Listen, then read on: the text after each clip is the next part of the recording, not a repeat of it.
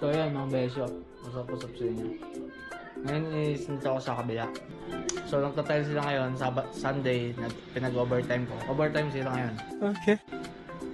So 8 oras silang overtime. Ito. Natalis na yan. Okay. Hingkisa mo na yan. So puputulin na lang tong si Parling. Diba? Ang ganda.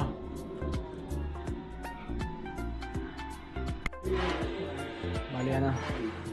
Ayan yung in-overtime nila mga bes. Meron siyang elevation konti. Ayan. Itong kama siguro gawin na lang namin double deck. Ililipat ito doon sa kabila. Tapos double deck na lang. Ayan yung loob. Yung ilaw na siya. Yung kahapon may ilaw na. Yes.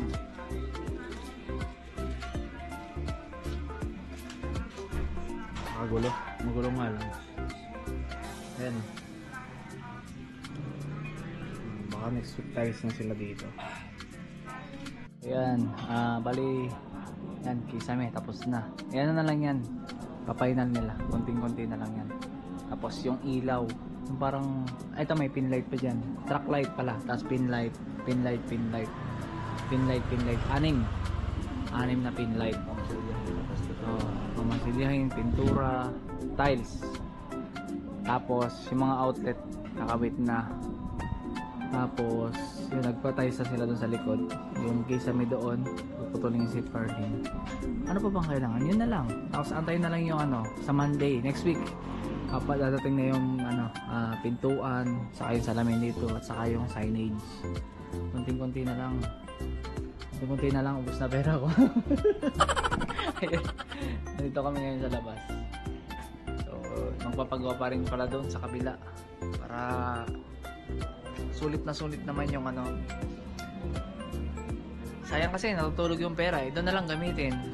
Baga doon na lang para may passive income din. Doon kami kukuha ng pang-araw-araw namin. So, yun lang mga best. At maya, tingnan natin pagkatapos yung final na pagtatayos doon sa likod. So, inantay ko rin yung papa ko kasi parang may pagbabago about doon sa ipapatibag kami. O baka hindi na ipatibag. Tapos yung kanyang higaan, papalitan namin ng double deck. Kung sakali walang matulugan, pwede naman magpahinga doon sa taas. Tapos yung papa ko sa baba. May deliver si papa ng longganisa. Napakadami, 150 kilos. May flavor siya Sweet garlic. Sweet garlic, anong flavor nito pa? Spicy? Garlic, spicy. Sweet hamonado. Yun. Garlic, spicy. Sweet hamonado. Order na kayo mga besiwa po. Longganisa. Masarap to, grabe. Itong lagyan ng ulam doon. Kaya order na kayo. Magkano mo binibenta to pa? Magkano mo binibenta? Alin? Yung longganisa? Wholesale ko 250. Ayan, 250.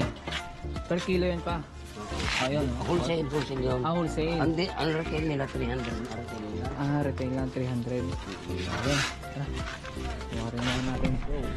Di ba ba, no?